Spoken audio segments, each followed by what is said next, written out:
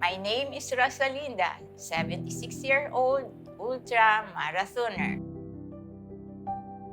Yung first 42K ko, memorable yun.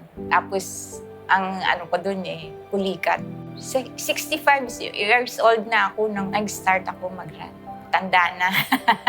Sabi, lola ka na, hindi mo na kaya yan. Maano na yung mga buto mo. Hindi mo na kayanin. Sa bahay ka na lang. Wala sa edad ang tumakbo ng malayo. Kaya yan, kaya. Kakayanin mo yan. Basta may determination ka, perseverance, focus, at saka prayer. Kailangan nasa iyo lahat yan.